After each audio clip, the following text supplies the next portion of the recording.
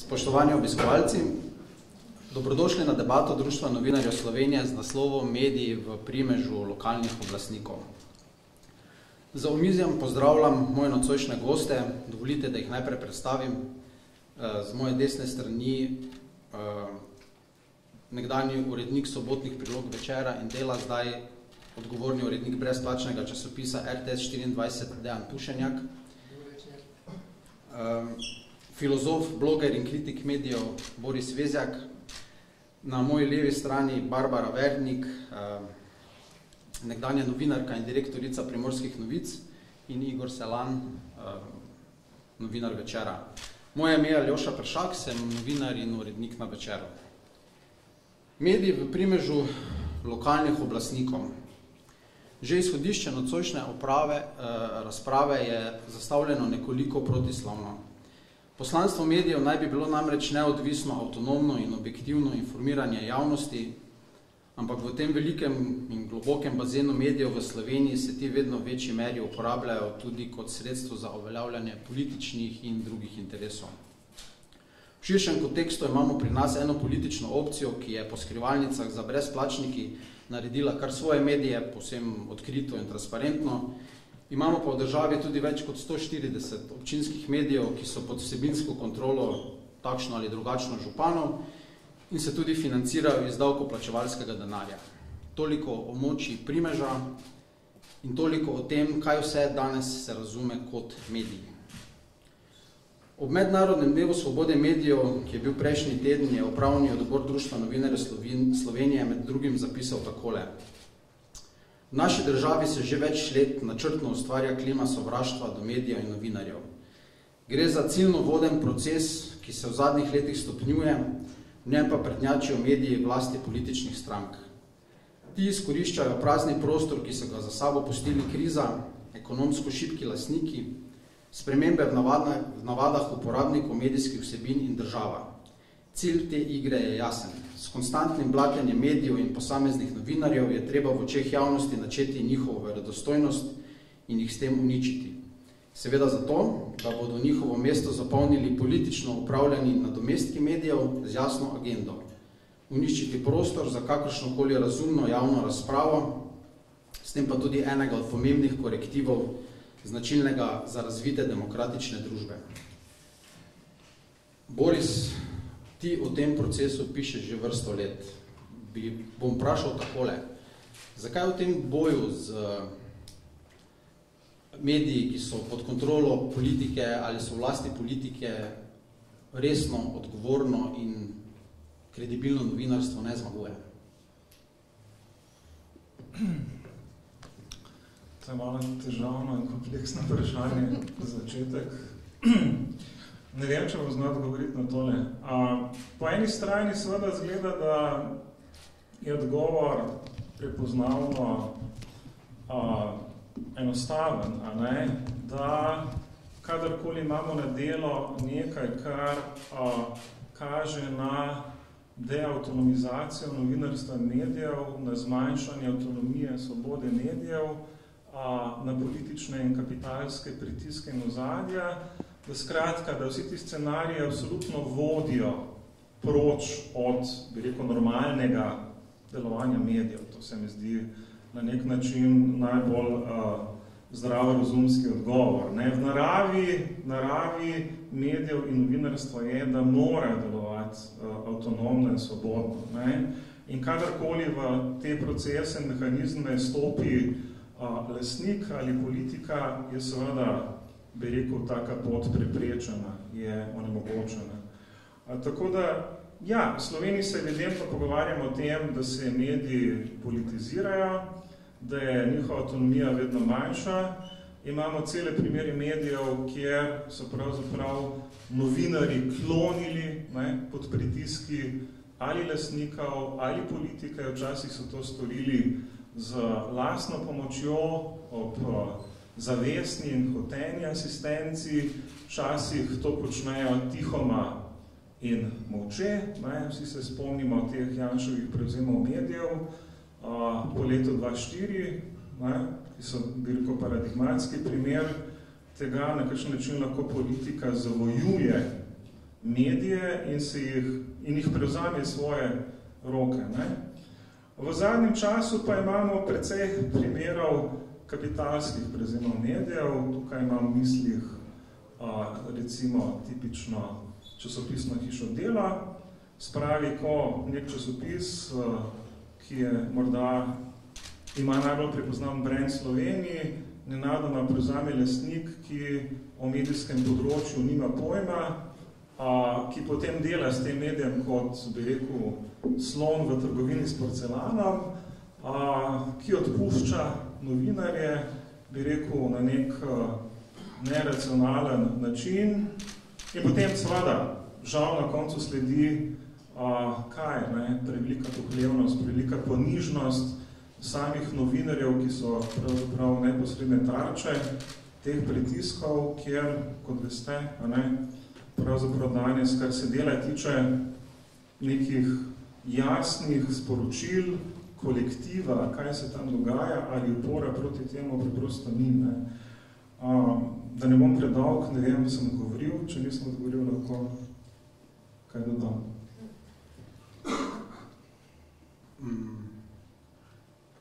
Resni, kredibilni mediji torej ne zmagujejo tudi zaradi tega, ker so sami v takšnih ali drugačnih težavah. Ja, v tem ni dvoma. Se pravi, oboje se dogaja. Na eni strani, kako bi rekel, apropriacija medijev, ali politična, ali lastniška. Na drugi strani pa seveda zdaj lahko merimo pravilnost odziva samega novinarskega ceha, samega novinarskega kolektiva na to dogajanje. Kot rečeno, ponekod je ta odziv ustrezen, ponekod je popolnoma neustrezen.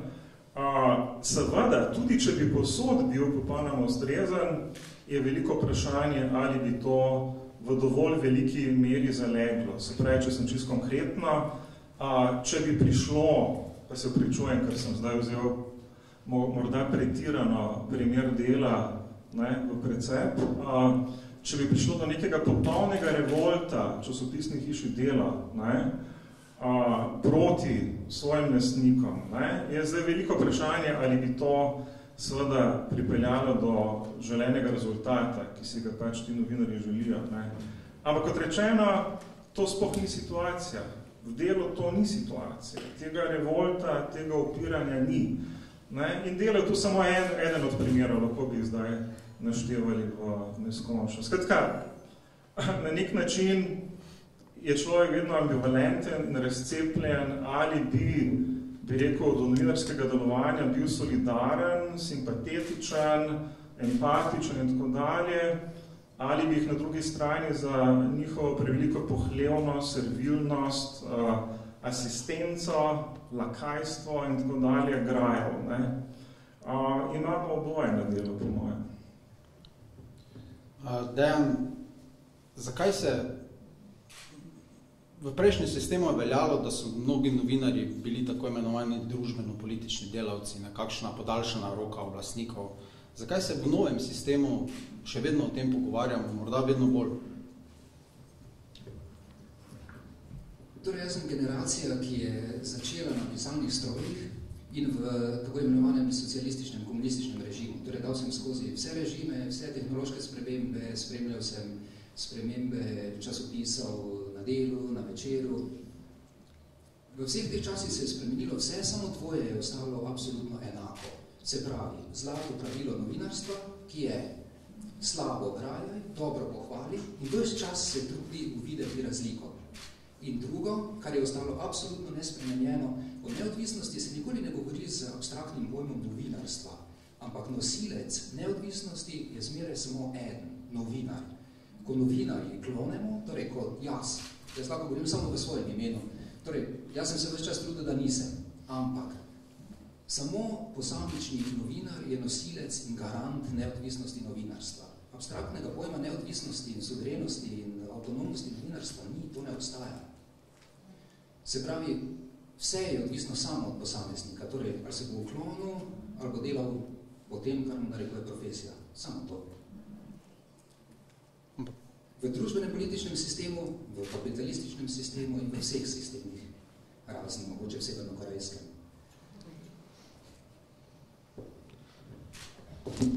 Barbara, Društvo novinarjev Slovenije kot enega izmed razlogov, zakaj so se v zadnjih letih razbohotili mediji vlasti političnih strank, izpostavilo tudi vlogo države. Ta ne samo, da ni zmogla politične volje za sprejetje ustrezne zakonodaje, ampak celo sama preko podjetij v njeni lasti financira spletne portale, ki ustvarjajo medijske vsebine tudi z blatenjem in diskvalifikacijami. Predsedovala si strokovni komisiji za pripravo izhodišč za medijsko strategijo. Imam v bistvu dve vprašanje. Zakaj tudi ta vlada in pristojno ministrstvo nista imele posluha, da bi uredili to področje in mogoče še malo bolj konkretno, zakaj nista odpravili spornega financiranja občinskih medijev? Lepo pozdravljeni. Zelo sem vesela, da Društvo novinarjev Slovenije nadaljuje z osveščanjem javnosti, kaj povzročajo občinski mediji oziroma od politike obvladani mediji. S tem se ukvarjam pravzaprav od leta 2006, ko se je pojav zgodil v Kopru in se razraščal in smo ga od takrat, kot kaže, vsi podcenjevali. Ko je bila ministrica Majda Širca, smo se tega problema resno lotili v neki zelo široki strokovni komisiji, vendar, če se spomnite, sta zakon o medijih in zakon o RTV takrat padla na referendumu. Sicer nismo v celoti rešili vprašanja občinskih medijev, ampak nastavki so bili dobri. No, bom rekel, s tem se potem seveda ukvarjam še naprej, zato ker živim v Kopru, kjer mislim, da občinska oblast najbolj eklatantno kaže svojo moč in tudi žanje rezultate zaradi tega, o tem mogoče kasneje. V Kopru na univerzi poučuje tudi Sandra Bašič-Hrvatin, ki se je ravno tako ukvarjala z občinskimi mediji in seveda je bil eden od fokusov strokovne komisije prav, bom rekla, to področje. Mislim, da smo ga zelo dobro obdelali. Jure Stojan, ki je bil tudi vaš kolega, se je zelo, bom rekla, matematično lotil problema z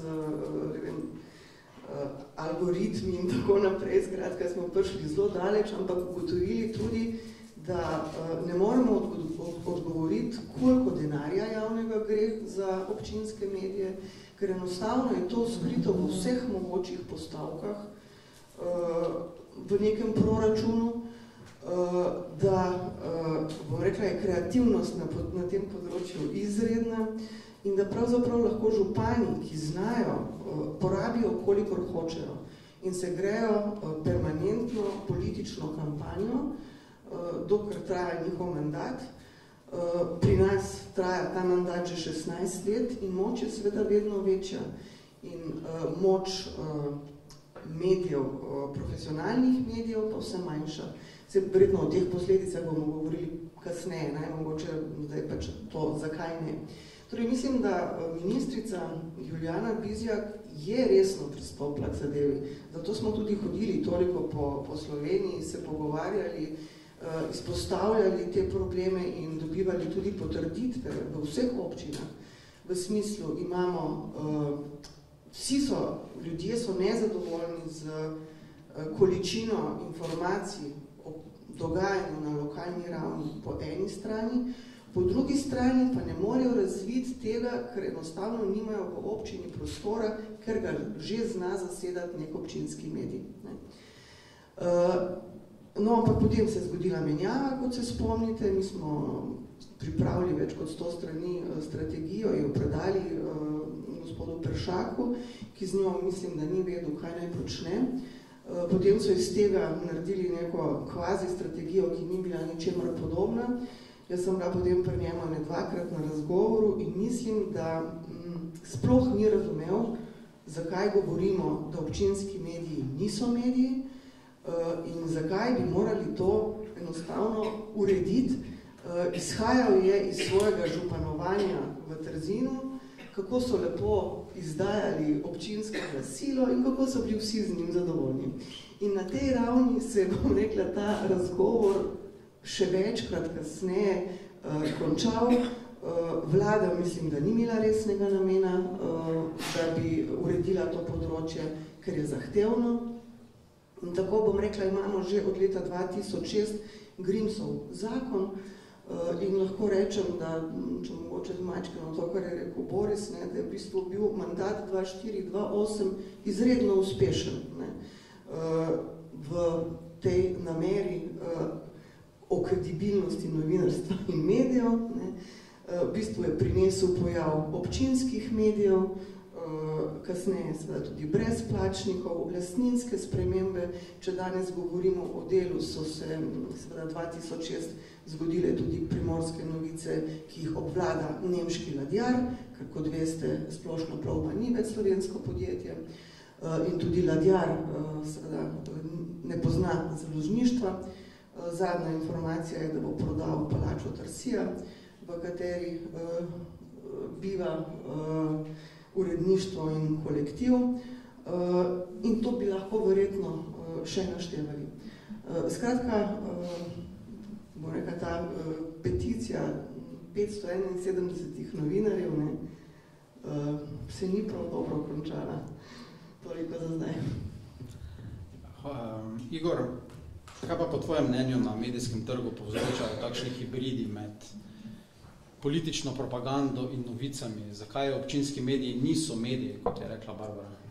Ja, prav gotovo ne izvajajo funkcije, ki je medijem imanentna, torej izobraževati in informirati, ampak jih najdemo v vlogi orodja v bistvu trenutnih oblasti. Ne? Njihov potencial kritičnosti do oblasti in njihovega izvajanja v javno dobro je zreduciran na nek tak minimum, ki je potreben zgolj v bistvu za to, da se ustvarja vtis njihove neodvisnosti. Ne? Mediji, ki do oblasti niso kritični, pa enostavno ne izvajajo osnovnega poslanstva medijev, ne presojajo kritično dela oblasti in informacija, ki vemo, da v bistvu ustvarja podobo sveta, ki jo pošiljajo v javnosti, skrivljajo. Torej, tudi javnost dobi skrivljene informacije in si na ta način v bistvu lahko tudi ustvari izkrivljeno mnenje. Ne? Dodatni problem pa je, če se ti mediji ne ustavijo v bistvu pri delovanju kot orodje oblasti, ampak v bistvu kritizirajo druge medije, ki svoje delo opravljajo v bistvu kritično in v skladu z novinarskimi standardi, ali pa celo v bistvu pride na osebne napade na posamezne novinarje, urednike, zato da jih osebno diskreditirajo. Ne? Ampak to je že problem, o katerem bomo verjetno govorili kaj več kasneje. Ja, gremo kar v bistvu na konkretne primere. Barbara, najprej bi te prosil, v bistvu, če lahko predstaviš primer iz Kopra. V Mariboru je ta najbrž nekoliko slabše poznan. V večerovem dosjeju o občinskih torbilih si zapisala naslednje. Da sta tiskano glasilo mestne občine Koper, to zdaj bodo tudi... Prosim, če mi vrnete potem. Lahko pogledate. In spletni portal e-Koper sta namenjena poveličevanju župana Borisa Popoviča, permanentni volilni ali kakšni drugi politični kampanji v njegovem interesu in blatenju, diskreditiranju ter spodbujanju nestrpnosti do drugače mislečih, opozicije, vlade, ustavnega sodišča, sodnikov, tožilcev, kriminalistov, novinarjev in medijev. In tako je že 12 let. Izračunala si, da je v teh letih za ta namen šlo vsaj 3 milijone evrov davkoplačevalskega denarja. Ko sem prebral ta prispevek, samo ena misel je šla skozi mene. Kako je to možno? Zato, ker ima, bom rekla, škarje in platno v rokah. Se pravim, jaz se 12 let s tem ukvarjam, pisala sem ne vem kolikim ministrstvom, pa ne sama s kolegi, računskemu sodišču, društvu Integriteta. Skratka, potem skupaj z Društvom novinarjev Slovenije smo lani pisali Ministrstvo za javno upravo, Ministrstvo za kulturo, Ministrstvo za finance in tako naprej in tako naprej. Njihovi odgovori so, mislim, bolečina. To je ena taka latovščina, ki samo pokaže, da nočejo narediti enostavno nič. Ministrstvo za finance, ki je tako, oprostite besedi, picajzlarsko in birokratsko pri vseh zadevah, tukaj pravi, da bom rekla, ne gre za nedovoljeno državno pomoč, zato ker ni konkurenca čezmejno, niso nelojalna konkurenca čezmejno, pa da naj se mogoče obrnemo na nadzorni odbor občine. Nadzorni odbor pa po zakonu o lokalni samoupravi imenuje večina v občinskem svetu. Potem si lahko mislite, čigav je občinski odbor v občini, kjer pač prevladuje ena stranka. Skratka, enostavno, Računsko sodišče je ugotovilo, da komunalno podjetje Koper ni ustanovljeno zato, da bi kupovalo medije. Komunala je kupila Primorske novice leta 2015, nič se ni zgodilo. Morda je bila posledica, da v Prekmurju potem niso na podoben način lastnili Vestnika Murska Sobota. Ampak hočem reči, ni nobene reakcije, nobenega nadzora, popolnoma nič. In seveda, ko oblast ugotovi, da lahko vse to počne, počne še več. Ker enostavno, ko je bil še Pal, medijski inšpektor, je enkrat rekel, da ne more izdati, da bi neka skupnost naredila prekršek, zato ker v zakonu o prekrških pač lokalnih skupnosti ni. Mislim, toliko bedarij, ki sem jih jaz 12 letih prebrala od naše oblasti, od naših posameznih ministrov, zakaj ne morejo nič narediti in po drugi strani, kako se je vse veselo smejalo koprski oblasti, da lahko danes, bom rekla, še z večjo vnemo to počne, mislim. Skratka, leta 2013 je na mestno občino Koper prišel kot svetovalec Sebastian Jeretič. Od takrat je, bom rekla, ti občinski mediji so še bolj, kako bi temu rekla, prefinjeni, zdaj nimamo več samo tega tiskanega glasila, ki sem ga prinesla, imamo tudi portal e-Koper, ki dnevno poroča o vseh stvareh, seveda predvsem o tem, kar dela in misli župan, in hkrati napada vse, ki mislijo in dihajo drugače, ampak to na zelo vulgaren način, imam tudi tukaj nekaj primerov, se bojo šli potem lahko okoli. Ena od glavnih protagonist je seveda Evgenija Carl, in kakšna druga novinarka, ratma novinarke, potem kriminalisti, kot sem vse to navedla, niti da ponavljam, ampak bi pa zdaj, če lahko opozorila na en nov pojav, ki se vam lahko zgodi še v kakšni drugi občini. Začelo se je namreč zelo uspešno medijsko veriženje. Torej, e-Koper objavi članek, v uri ali dveh ga povzame spletni portal Regional Obala, ki je v lasti Golobarja. V nekaj urah gre to na FB profile, to se pravi njegove FB profile, ali so to, bom rekla, neke skupnosti, ali je to Boris Popovič, ali je to njegov prijatelj in tako naprej. V primeru Evgenije, ampak ni edini, se zgodi tudi, da pošljajo v kakšen srbski časopis, tam objavijo in potem na e-Kopru napišejo, tudi tuji mediji se čudijo, zakaj je Evgenija Carl užaljena, če pa jo je župan pohvalil, da ima lepe prsi. In potem to objavijo spet v e-Kopru, pa spet gremo Regional Obala, pa spet FB in tako naprej. Skratka, zavzeli so en strašen prostor. Tudi ekipa, naprimer, vsi napadi na Mandariča in na Olimpijo potekajo preko ekipe. Marjetica Koper, komunalno podjetje, ima pogodbo z Salamonom, kjer skozi financirajo neke odpadke in tako naprej. Skratka, mislim, to je zelo prefrigano, ne?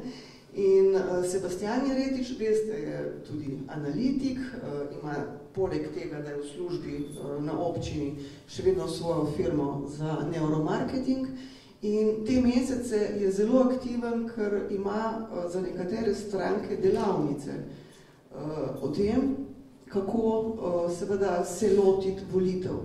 In če vemo, čigavih županov je največ, in da predvsem predava stranki SLS, mogoče bomo presenečeni na volitvah. To se zdaj malo šalim, ampak tako to zgleda, mislim, problem je podcenjen, zato ker je kot ena rak rana. Ne gre samo za Koper, kjer je zdaj 52,000 prebivalcev, cela obala je, to se pravi, gre že za 100,000 ljudi, ne, ki se jim spreminja pogled, ne, ker ne vejo več, kaj je res, kaj ni res, kaj je medij, kaj ni medij, kdo je novinar, zakaj dobim vse zastonj, pa bi mogel plačati Primorske novice. Vse pa ni nič noter, tukaj pa dosti več, glej, kako se nasmejem, kako uživam in tako naprej. Skratka, in tudi varuhinja človekovih pravic je že ugotavljala svoje. Ga ni organa, ki se s tem ne bi ukvarjal. Ne? Torej, želimo to, ker nam je fajn, oziroma oblast je fajn. In jaz bi sam zaključila, ne, če naj bi bili mediji psi čuvaji, ne, smo s takim načinom v bistvu naredili lokalne politike za pse čuvaje javnosti in profesionalnih medijev. Oni bdijo nad javnostjo in mediji. Tako je pri nas. Kakšen pa je bil odziv novinarjev, oziroma kaj lahko novinarji, uredniki v takšni situaciji sploh lahko, kaj lahko naredijo? No, jaz mislim, da je zgovorno, ne, da se na E-Kopru pojavlja samo Evgenija Carl in noben drug novinar. Verjetno sem s tem vse povedala. Igor, oktobra lani je na pogorišču RTS-a v Mariboru se pojavila televizija RTS 24, januarja letos še brezplačnih z istim imenom. Zakaj v tem primeru ne moremo govoriti o klasičnem komercialnem projektu? Zdaj, za začetek bi rekel, da sem vseeno vesel, da Maribor še vendar ni Koper, očitno zato, ker ima koperski župan Popovič za sabo več mandatov in več izkušenj, medtem ko je mariborski župan Andrej Fištravec s tovrstnim praksami začel šele nedavno. Ne? Zakaj ne moremo govoriti o klasičnem komercialnem projektu? Verjetno se vsi spomnimo zadrege, v kateri sta se znašla župan Andrej Fištravec in njegov svetovalec Marko Kovačič ob razkritju informacije, da kitajski investitorji v mariborsko letališče niso plačali 7 milijonov zanj, ampak 10 milijonov. Ne? Ko se je pojavilo vprašanje, kam gre razlika 3 milijonov, je gospod Kovačič odslal, gospod Fištravec je prodel, na koncu sta oba skupaj zmencala, da gre za regionalne projekte. Nekaj kmalu se je izkazalo, da je regionalni projekt televizija RTS. Ne? Zdaj pa, zakaj to ni komercialni projekt? Ne? Televizija je izjemno drag medij, ne? In komercialno delovati na lokalnem nivoju, tako majhnem lokalnem nivoju, kot je Maribor, praktično nima nobenih šans, še posebej, če se loteva tudi informativnega programa. Recimo videli smo nedavno, kako se je končala zgodba na Planet TV-u, kaj hitro se je ta zgodba skratka končala. Ne?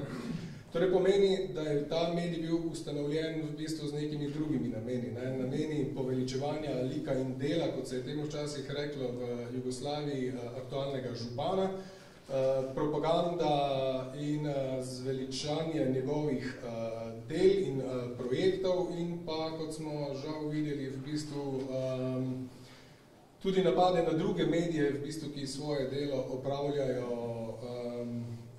v skladu z novinarskimi standardi. Ne. Zanimivo je seveda tudi, ne, da se je ta projekt oziroma televizija ustanovila v bistvu šele pred volitvami. To smo videli, da je tako ali tako praksa nekaterih in brezplačnikov in nekaterih drugih projektov. Večina teh ugasne v bistvu takoj po volitvah. Verjamem, da bo podobno tudi z primerom RTS 24. Ne. Preživeti na trgu komercialno kot komercialna televizija v okolju je nemogoče. Hkrati pa se moramo seveda tudi vprašati, zakaj bi nekateri kitajski investitorji v bistvu sploh v Mariboru ustanavljali komercialno televizijo, kakšen interes bi imeli, kje bi videli pravzaprav tukaj možnost zaslužka. Verjetnost je drugačna, vsaj sam menim tako, in sicer z podporo sedanji županski ekipi si v prihodnem mandatu obetajo kakšne druge bonitete od nižjih cen zemljišč, boljših zemljišč in še tega, kar je seveda možno v sodelovanju z občino narediti. Zdaj ne mine teden, da televizija RTS 24 ne bi obračunavala z Večerom, ki vemo je pač kritičen do te mestne oblasti, kot je bil kritičen do prejšnje mestne oblasti, kot bo kritičen do naslednje mestne oblasti. Tudi ti osebno si bil tarča kar nekaj prispevkov na tej televiziji. Zakaj misliš, da prihaja do tega? Kako v bistvu si vse skupaj doživel in kako si je odreagiral? Vsekakor mi prijetno ravno ni bilo takšne podobne zgodbe, da bi nek medij tako eksplicitno napadel novinarja neke druge hiše zaradi mnenj, ki jih je objavljal na družbenem omrežju. V bistvu mislim, da še nisem doživel. Konec koncev ima Mariborska občina, tako kot vse druge oblasti, številne vzvode, na katere lahko recimo novinarjevo delo, če oceni, da to ni bilo dobro, v bistvu komentira, demantira. Jaz se v bistvu sam ne spomnim nekega demantija, morda se je zgodil eden v 4-letnem mandatu, kjer bi občina demantirala torej kak moj zapis, ki bi se izkazal kot napačnega. Zato se je pač treba lotiti kredibilnosti nekega novinarja skozi diskreditacijo in na vse neke druge načine. In to RTS, vse, kar se televizije tiče, v zadnjem času počne pogosto. V bistvu na mojem primeru je to bilo pač na primeru fizične osebe, enega samega novinarja, načeloma pa zdaj vidimo, da tako ali tako začenjajo vojno z Večerom na več frontah in z različnimi interesi. Dejan, si odgovorni urednik časopisa RTS 24. Ni ravno običajno in pogosto, da na čelo medijskega projekta v primežu lokalnih oblastnikov vstopi tako eminentno novinarsko ime. Kako ti razumeš ta projekt? Jaz ga razumem tako, kot so me poklicali lastniki. Torej, ko so me poklicali, so rekli, da je njihova ambicija delati mestni urbani časopis in to se je meni zdela fenomenalno dobra priložnost in to počnemo. Kdo te je poklical? Tu moram uporabiti citat mojega profesorja Mladena Dolarja, ko ga je Borut Mekina nekoč vprašal na enem intervjuju, kakšen avto pa vi vozite, in rekel, to se vas pa nič ne tiče. Pa ne zato, ker ne bi hotel povedati, ampak zato, ker se raven debate nenadoma spusti. Veš, mislim, kaj boš ti, kakšno interpretacijo boš izpeljal iz podatka, če ti povem, kdo me je poklical? Odvisno od odgovora. Ok, Daniel bil trenutno direktor televizije RTS 24, če sem Daniel Grup, ok. Kaj ti pove to dejstvo? Kakšno interpretacijo? Čemu je bilo namenjeno tvoje vprašanje? Zanima me v bistvu, ključne usmeritve medijev določajo lastniki in ti so v primeru RTS 24 po zapletenih lastniških povezavah pridemo do kitajskih lastnikov, do podjetja Vila 1 in me pač je zanimalo, kakšne so usmeritve lastnika tega medija, ali je tvoja naloga tudi, da županu Fištravcu pomagate k ponovni izvolitvi? Ne vem. Do zdaj mi še tega niso rekli. Mene bega zlasti dvoje. Torej, recimo, ko se pogovarjamo na nekih načelnih ravneh, kaj si kdo o nečem misli, pa imamo recimo primer, ko Kentucky Fried Chicken odpre najbolj svinsko ekspozituro v Pesnici, ki je sporna po vseh vidikih, zdravstvenem, etičnem, narodno-gospodarskem, po vseh. Ni absolutno nič sumljiv, ker njegov motiv je dobiček in to je to. Pred mnogimi leti mi je en Kitajc v Ljubljani povedal glasno zanimiv stavek. Ali Kitajci pridejo v Evropo za Konfucijem ali z Mao Tse-tungom. Isto so dojeti kot rumena nevarnost. Se pravi, takoj ko se pojavi kitajski investitor, ki hoče odstirati evropski rasizem, ki je blazno močan, zlasti pa poenoten, ker proti Kitajski se borita tako desnica kot levica enako, za razliko od beguncev, takoj ko se pojavi nek lastnik, ki hoče investirati v neko medijsko podobo ali prezentacijo države, iz katere prihaja, pa ni njegov motiv dobiček, je takoj sumljiv. In takoj smo mi zbegani, ker ne znamo tega analizirati. Vse tudi najbrž jaz ne bi znal. Ampak sposobnost, recimo, analize, hotel sem reči tole. Torej, ko so me poklicali, so mi rekli, da bi oni radi delali mestni urbani časopis. Ko pride kitajski investitor v določeno mesto, torej potem se nisem pogovarjal z lastniki, ampak domnevam, je njemu absolutno vse eno, kdo je na oblasti.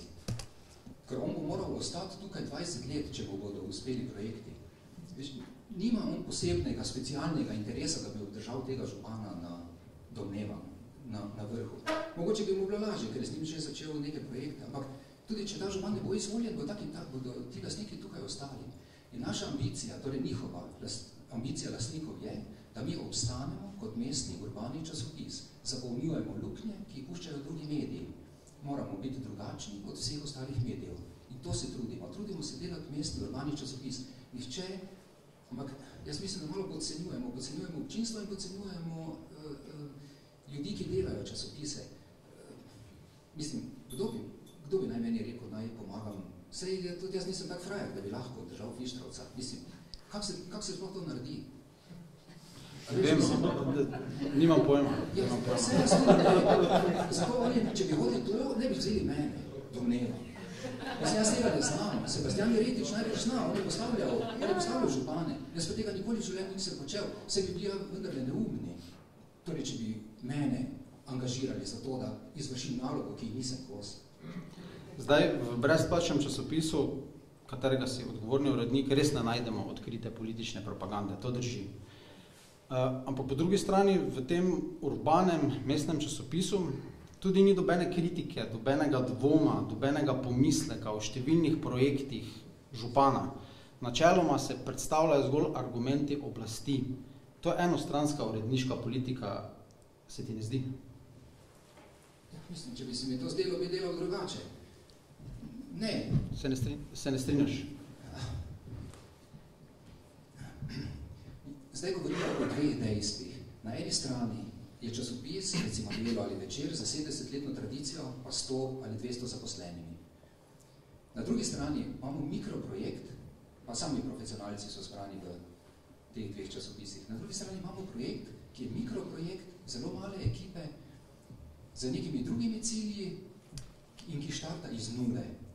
Torej, kako bi rekel, nesmiselno bi bilo zdaj pričakovati od mene, da tu zdaj mi gremo z polno kritičnostjo, takšno, kakošno lahko gre sta Delo in Večer.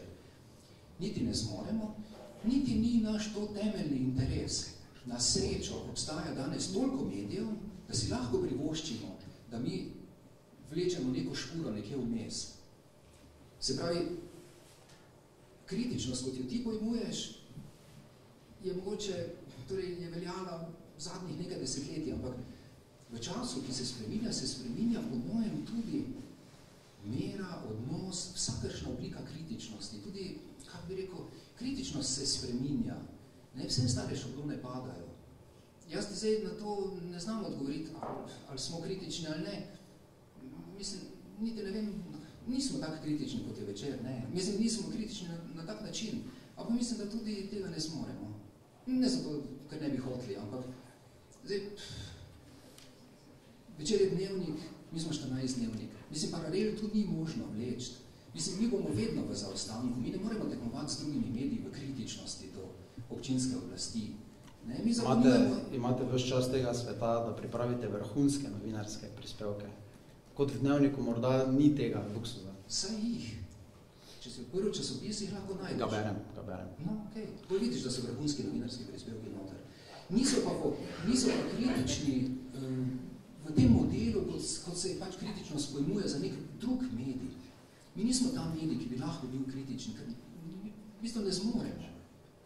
Kako pa ocenjuješ prispevke na televiziji s tem istim imenom, kateri direktor je gospod Gorjup, ki te je poklical in za katerega sploh ne vemo, kdo je odgovorni urednik v bistvu te televizije. Kako pa ocenjuješ te prispevke oziroma to vrstno novinarstvo?